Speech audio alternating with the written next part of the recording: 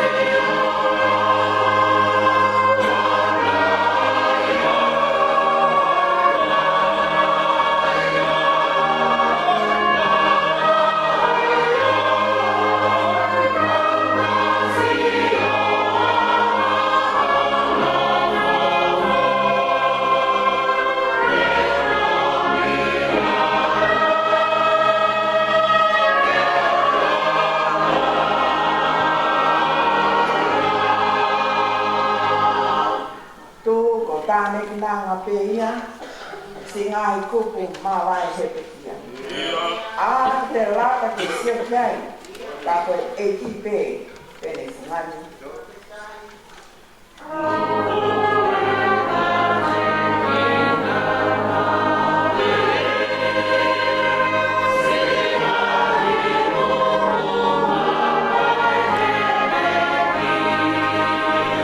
Amen.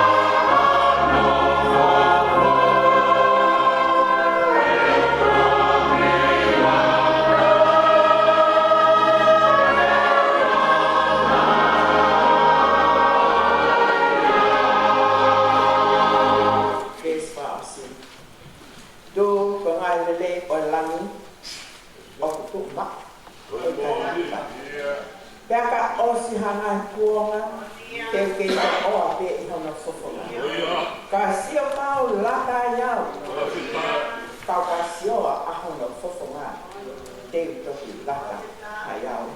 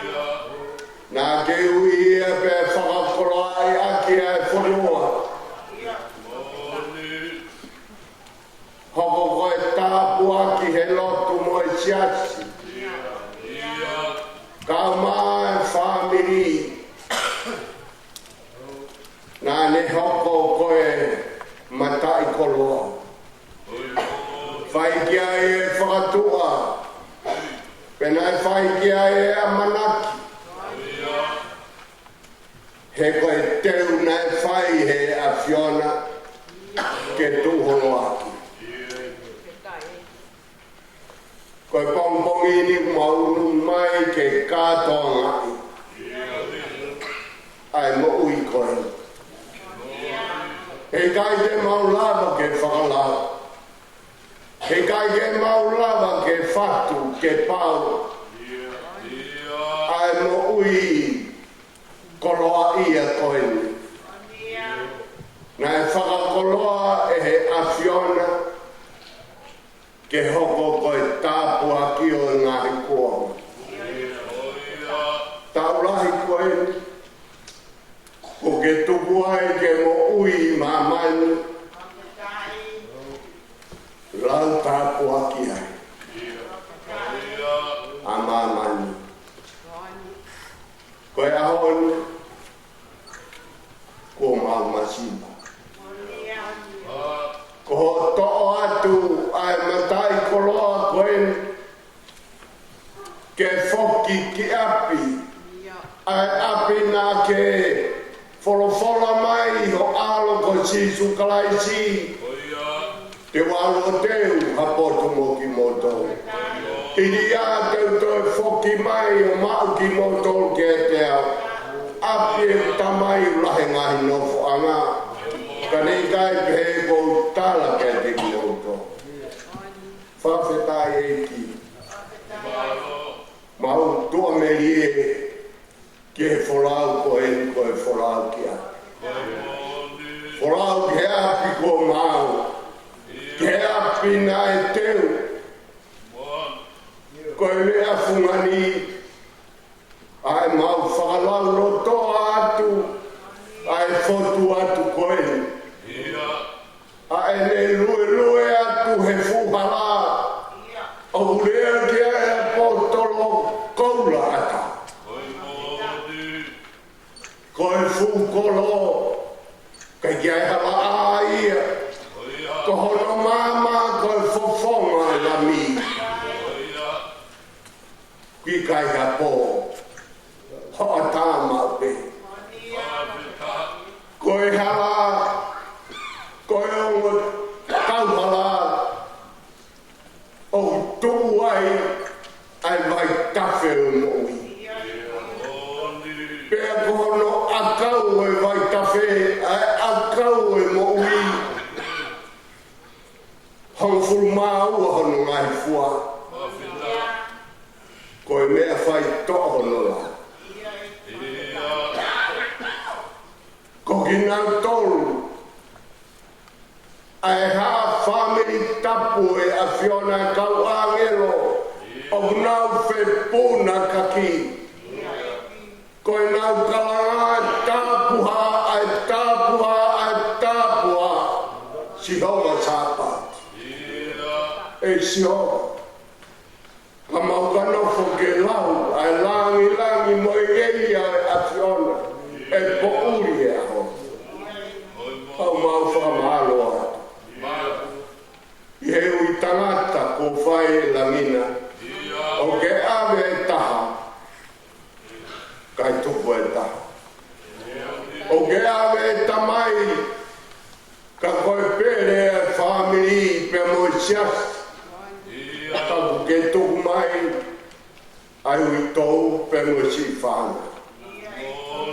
O ke tupu mai ai family. O ke tupu mai ki mau tolu mo ui he ahoni. Ke mau sio hinge ia. O i kakai, na nau whai e whinangaro o i awhia. E koho wholofola, wina tolu whai e whinangaro e awhiona. Ka nau ka peikia he awhiona. Te nau mao e mo ui tangata. E i mau whakamalo e. Malo ho whakalau mari e lei e si. Alo whakamari e. Ele noa ngā tai alupe moho eiki. Ma whawhetai eiki, ma lau mono. e ahon ko whakalau maari konsera tonga ta fot aho o mau koloa i ai e ahon e le mea mai ke kau whataha pe mo family mo chasi ke mau kaunga tata alo ki o mau o whaanga e ku mau whawhetai atu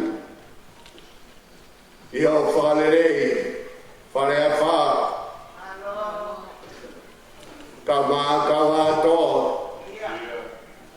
mau i whangauta ka maha matapuni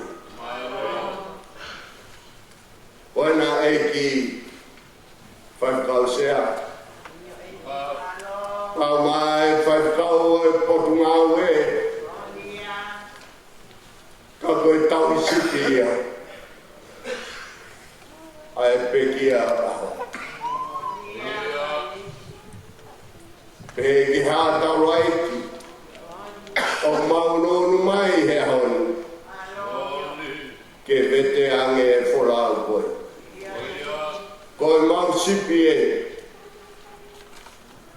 koe whatongia nā ke ui ki ai ho kau se vani ko ki mau tolu ke whawhoki ai sipi koe ni ki ono no whao au mau whawhetai e ki o kai ke whae e whawhoki a ki a ha harea pe ka koho whorofora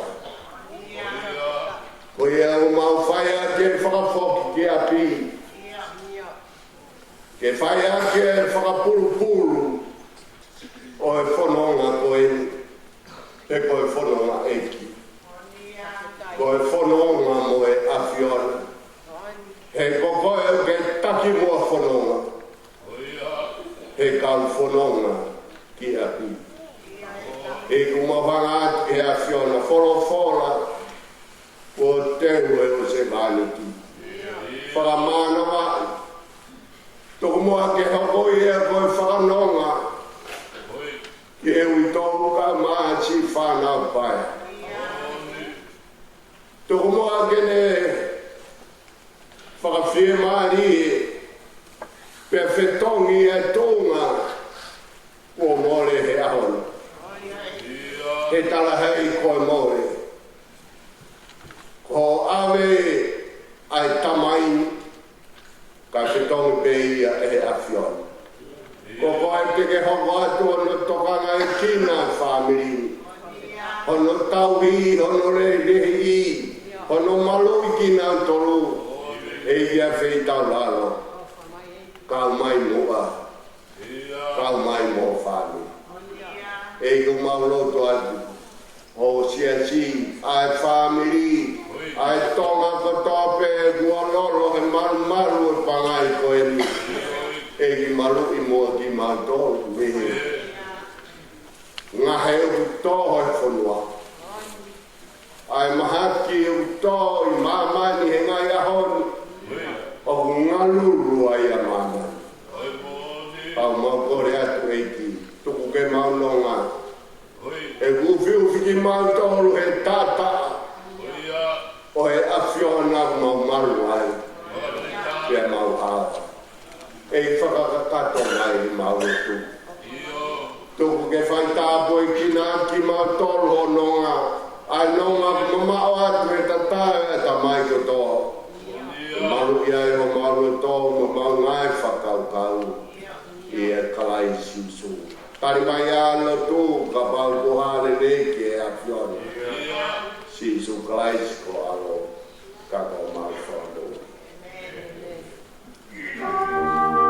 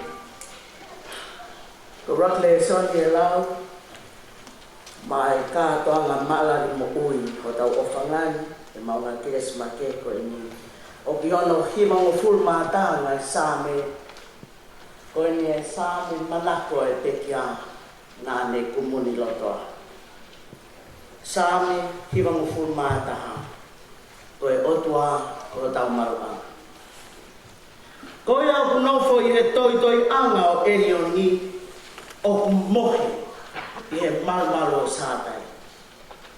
Ko e pulau i e kia sioma ko hoku hūwhanga ia mo hoku taritau anga, ko hoku otua whalala anga.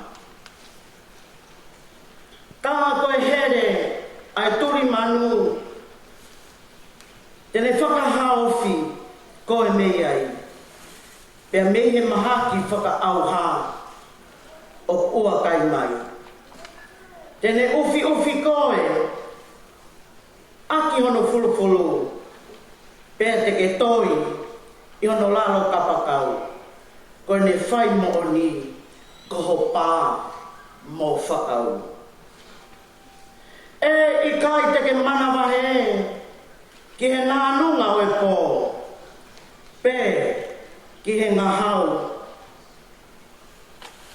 o kupuna aho. Ki he mahati o puha ere, ki he taiha, ki he whakamate o putu usi hoata. E tō i ho tafa aki ha toko a whe, mo i toko i mano, i ho toko mata ue. Kai i kai yofi, kia te koe. Ngata pe i mea te ke sio aki homata o wakai ai totongi o e kauangahara. He ko koe eiki hoku hūwhanga tāko ke whiri a Elioni kohonofo anga e i kai whe paki mo koe hakovi pe i kai yofi hata ki o teniti. He tene kouna e ne kau angelo te ria koe ke tauhi koe i he hawa fua pe. Te nau whataki nima koe na apā kia i he maka hova e.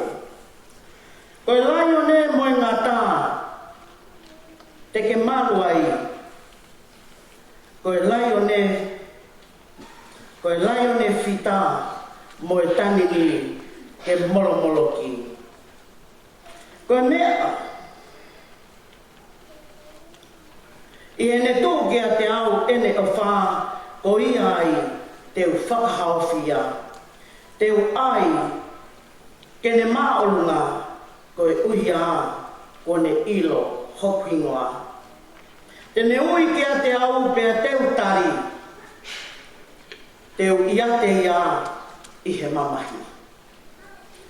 Teu hamusi ia mohono whakalanilangi i, teu aia mo ui fuoloa kene topono ai. Pea ka tuku kene māta i e whakamo ui. Amen.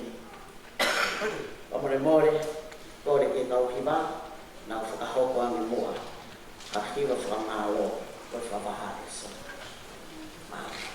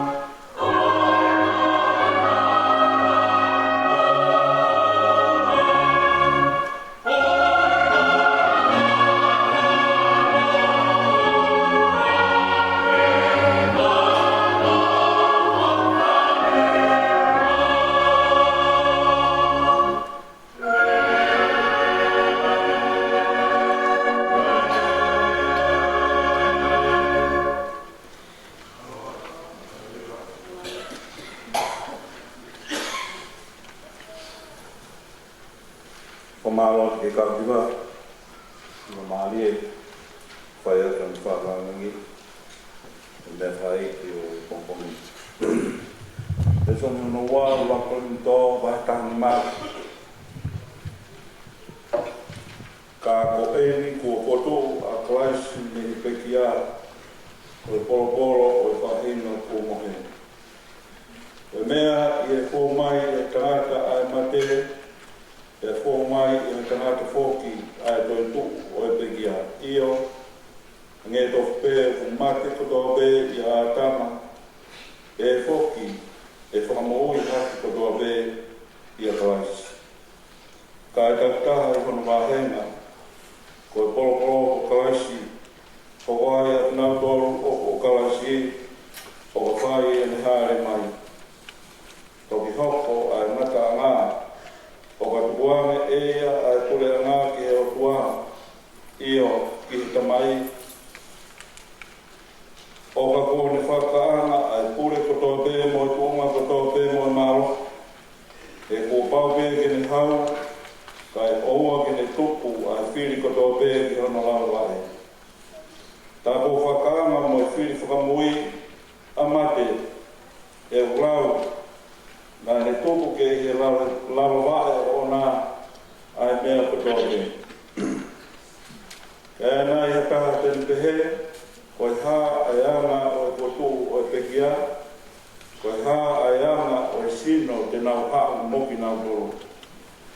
Ai siana kai loto, nā moe mea o ke tō e koe o wikai whamui hakerea, o ka pau o wikai mate. Pe koe mea o kuke tō, tanga hai o ke tō, a sino i mea te ni hoku ki ai, ko hamo mo i tenga te. A wite nai te a kau kehe ka o atu ki ai he o tuaha sino, o whakatatau ki he ni kuku ni, pe a ke whahinga tenga tātaha, kono sino o nā. Tanga hai o kuanga taha ai kakano kotoa pē, kai kehe o kaha e kakano o i tangata, kai taha kehe e kakano o i manu, pia taha kehe e kakano o i manu punam, pia taha kehe e kakano o i ka. Uki ai hoki ai whahinga sino whakalang, mo i whahinga sino whaimamani. Ka taha ai teunga o i whahinga whakangi, pia taha kehe e teunga o i whahinga whaimamani. O taha e teunga o la a, pe taha e teunga o mahina, pe taha kehe e teunga o ngahi whetu io. O whai kehe e teunga o whetu poe, me i whetu poe.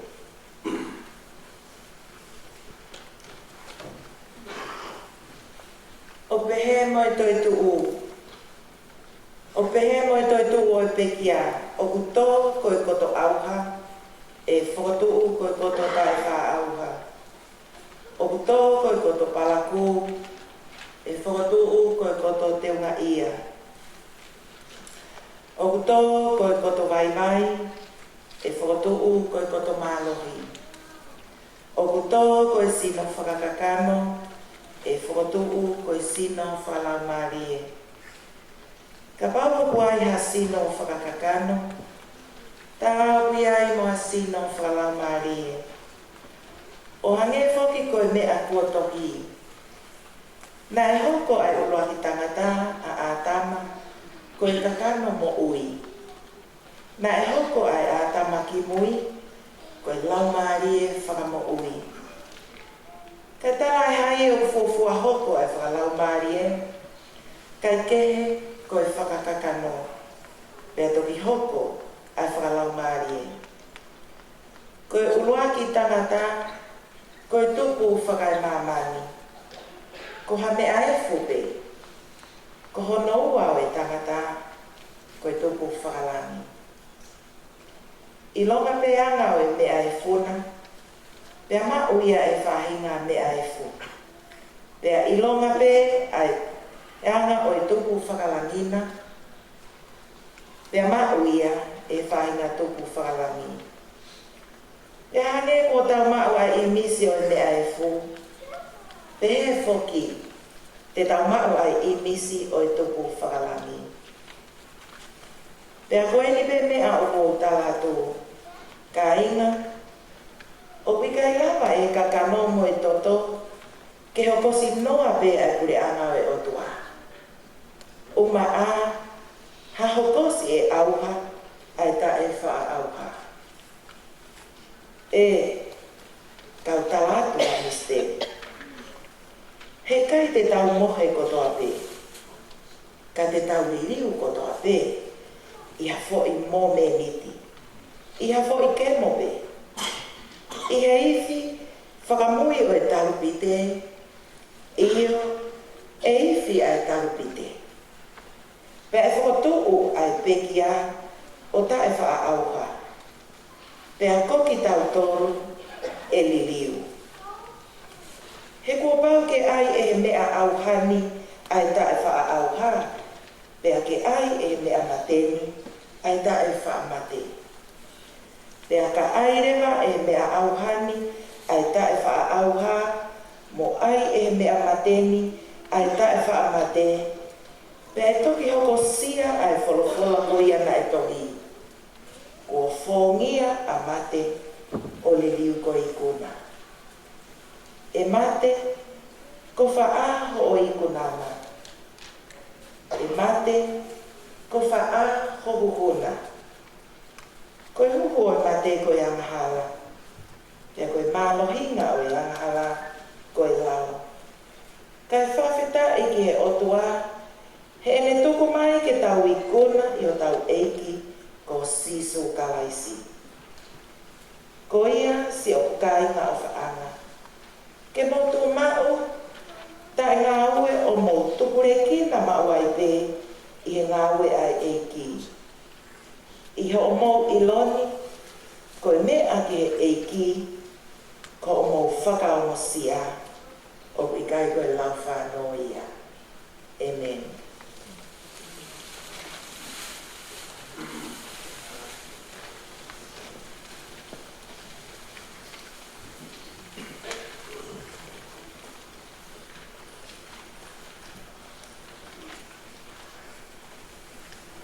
Pio kalati, o kaisea kawakalu fotu. Whakatapu ki he hautoka, kalanga inu mua, ai tu i ao niu mo whakalewe lewa. Whakatulo watu ki he whahu o kule a, toni ahu, e taumu aia o pekia. Whakatapu atu ki he hou eiki, ele noa ki pōniwa, tu isoso, whare a wha o atalanga mo haa tau hi whonua. Whatapu atu ki he whai whekau sea, whai whekau pule o e wāhinga, whatapu atu ki he whai whekau tauhi, siu taisa tuku tau, mo e tau taura eiki hono kātoa, whakatapu atu ki a Stafford aho, kauiwhi mo e kauhiwa, pia mo e siasi o whaanga o e pekia api ko gaile mo nia. Pehe whoki ki he maheni, kau ngā mea, kāinga ofa, sola mo e vulani o tau haha o he hao whangani. Whakatapu mawahi ko ki heni, ki he pekia, o ne ui ki tau toru, ke maunga kelesi mawahi o e aho whakakoroa ko eni. Tangata o aisea kawakalu fotu. O nuku mo e sopu o tau wha, ahi o ulakai, mo api ko manuka i he talalo sia. Talangata he ia te kita o whai kitua, kau lawe atu ki he pio ka laifi no o i pekia. Nai whanau i a aisea kawakalu fotu, i he aho taha walo o Seputema, tahiwa whanima, he ele whae ko whanepulu he ilala tō momoho o ahi o ulakai. Moloto kolo motua, ko ene tangata e ki, o te rita fono kalafi latu fotu, o e api ko manuka i loto kolo motua. Pea pehe foki ki he kolo tau to hule, mo i fu hei lala, ko tapu ngatata i nuku loto kolo. Ko ai sea, whika uaia i he whanau e toko tahataha, a whane pia mulatu fotu. O ku kei mo ui ai lahi taha ko Isleli, pia hoko ai ai pekiani, whika tolu, a ko manta fotu kuone pekia, whika wha, Thailand fotu kuone pekia, whika nima, soko pekilangi kuone pekia, whika ono atu ilefu, koe whika tapu ia he ko ia o kune iloto maari e he toko tahataha, te o kune kei mo ui. Koe whika whitu, mahu i nei fila te rifia fotu kuone pekia. Whika walu ake siu me moana whituani o ku kei mo ui i soku. Whika hiwa mere akalai te paia kuone pekia. Koe whika hongo fulu ani talame apango i pangai halaholo o ku kei mo ui. Pea koe whika tahataha mafi fotu o ku kei mo ui. Na iai foki e te hina ohi o te kia polo se ki helu. Aia koe toko ono aki eni a aisea e si kau he te kia me he tōta taha a whane mo lātu fotu ka kuone whakatō te kia. Ne a kopea aisea he lautohi kule anga i nuku alawha, pea hu mea i ki he koristonga, pea ne hu o kamata ngaue he pita pilipi, taimi no pe, pea ne wholau mai ki Nusilani i he tahiwa fitu wha.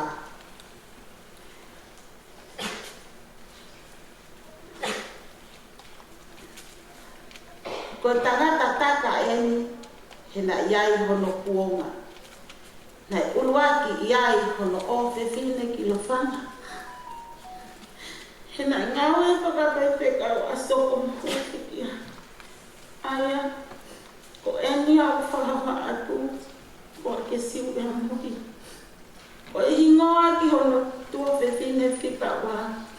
Na ne toki ma uhoa, na toki ma uhoa, ai peki aki a aneti te rua o longo maku. Longo maku wawau. O lahi tahai, a kane basa au de lei fotu. O whakahingoa e whai whekau, malolo kuone pekia kuwhiani. Ko hono hoko, ko heleni tau ataina fotofili, ko whakahingoa e tangata e ki Palestine malolo, ko toke tā pai whekau a wheneki mone. Ko e hoko, ko te rita whonu kalaki lātu fotu, ko e uia ki he mau grandpa lātu fotu. Pea ko e si lewa, ko Soana Prescott, ko e ui ki a Soana Tafea. Na e pekia a neti, i he tahiwa walu i wā, na e nofo, ai pea a sea, o hoko ko e tamai mo e whae, ki si whanau, halau i taula.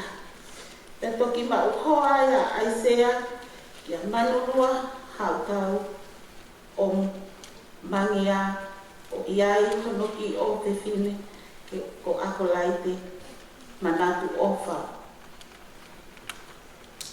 Ko e whahingoa, ia e ana te kiata, ia ko e sisi i tahaia. Ko e whakatoa e whanaua aisea, ko e toko ono, ia ko e ngahi whangamakakuna e toko tahaono. Ko e ukinga o e hingoa aisea karapalu, kau ngā mea mamai o ene tangata eiki, ka kohono kau ngā api pe i sopo o tauwha. Aia koe tangata ia, o ku ea ki he kere kere, o kawa koula. Aia na e fūwai, e a lea motua, e kawa o i kau misinale, i hono whakahake lotu, i he whanga ko alawhaki. Pea tāwai, kono momoi e konga o e kere kereni, o tuuai a whale lotu e siasi wesi leana tau a taina o soku. Aia o kui ko te whale lotu whamanatu, tau te au ni manoa o i hake a lotu. Ko e apia o e kui, moe tamai a aisea kawapalulai. Ke whamahino ko e sopu a te kiani, iyo o piai no kere kere a pikolo i he sopu o tauwha. Pea ke whamahino ko nuku nuku, he o piai no konga kere kere a uta, i he loto koro o nuku nuku. Ko e kui ua, o aisea, mo e whahu, pea mo e konsela, ko e tangata, ko nai, na whitalai fotu, na e whamau i tonga. Ko e whohaia o fotu, na e hau whaki e hono ki tō whiwhina, i hono ki tō whiwhine o āhea ni he koro tau kohule. Ko e ngahi lau, pelastik en o e fuu hei lala, ko tapu ngatata. Na e lawe ki ai, e whaiwhe kausia an he pō. Na e iai hano tuunga whakalotu, na e ikai hano tuunga whakalotu, o e pekiani, a aisea, ka ko e mehemi palotu whanau pe. Kana ane fia ke masiva, kai awe si ono iwi ke aunga ki ngau o e lotu. Ko e potu wholofola manako o e pekia, hiwa mofuru mataha i ngahi same, ni mangofuru mataha o i ngahi same, musione vahe tolu vesi taha ono. Ko e himi manako, ko e ni mangofuru, ko e ni mangeau hi mangofuru mafa. Ko e tangata ofa isi ono family, o tatau pe ki he tapaaki a latu, mo e tapaaki a whani. Pea o kutala pe e sii, tuwaki mai a family, ke nau wao mai, ke wha ilongai, mo ia isi ono apisi atu anu.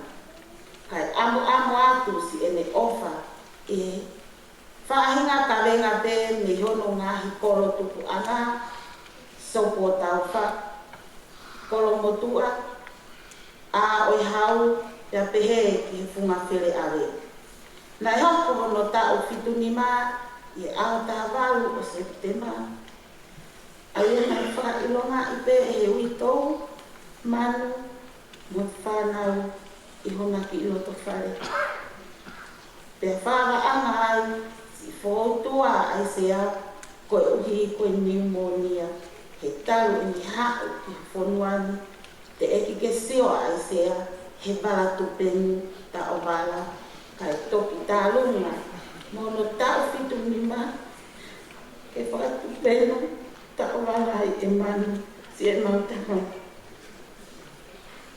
Ako e kamata anga ia, e si whakautoa, e mauteki, ko e whakahua pēna e manu. Kai kehe, ne tari ko au, le leia ai sea i hono eiki, i e whiawhi aho tokonaki, o hono ngofuro o katopa, aia koe kakatoia hono tau e fitunima, mo e aho e uoua. Folawa, si e matamai, hei kai pe te ngaro i te kimautoro taina. Toka ai sea kalapari fotu. I he nonga, mo e fie marie, o e mautamai whakalani, mau o whalahia.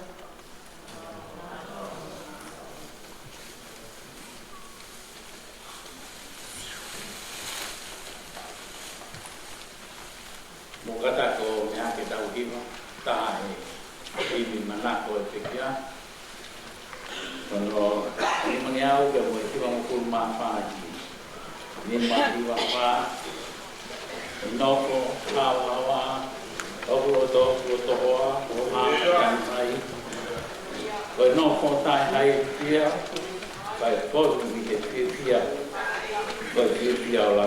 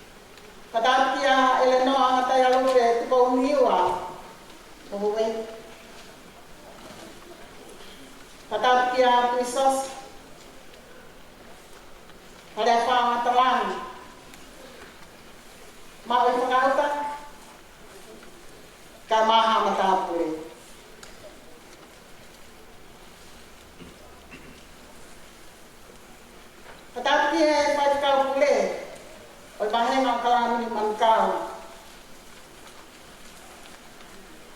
Kamaha fatkau. Padat ke fahu. Kamaha konsela tonga yaki awam. Stafford a. Kamaha fatkau. O family. No man. Patapake ia whakaiti o toka e whakalaki pā. Tūngai e tau gen i e whetūra ako ai sea kawapāwho.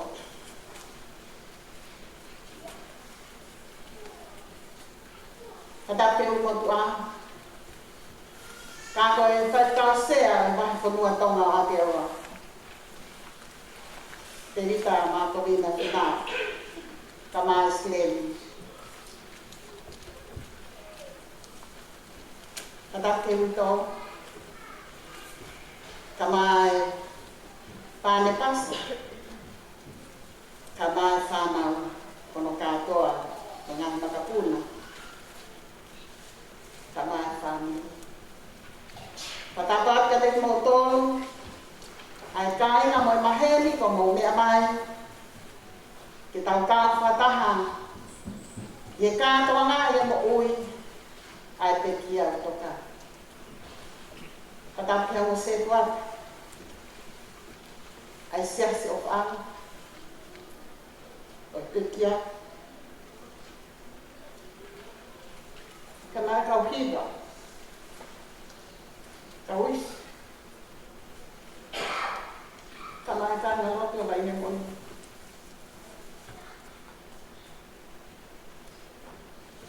Que fia que mal fai na mare koe.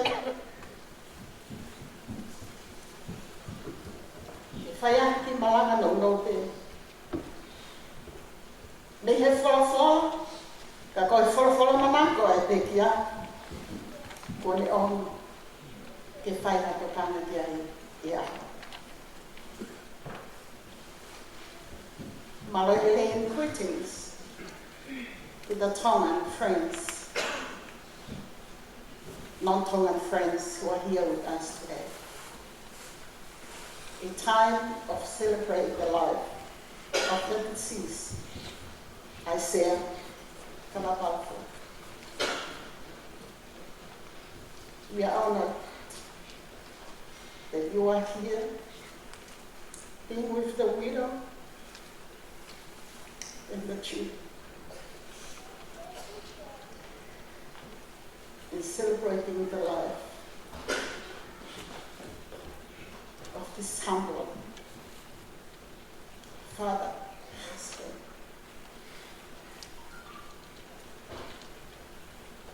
but a member of the church of Wainemonia Council.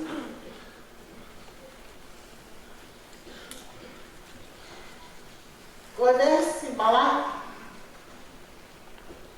O e hawani o tō veia ne whorwhala manako. Ai te kia hane ko ia ko tau whanau kia. Sā me he mga whuru mātaha.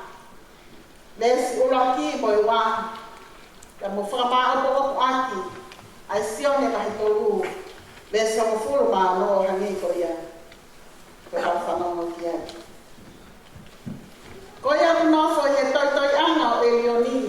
O kumohe he malu o sātai. Ko e kulawe kia sihola.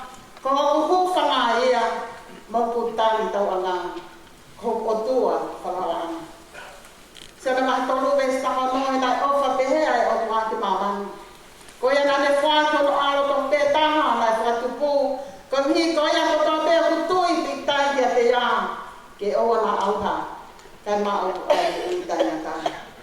Whoever dwells in the shelter of the Most High will rest in the shadow of the Almighty. I will say of the Lord, He is my refuge and my fortress, in whom I trust. Ka renga, koe maluanga o te pau.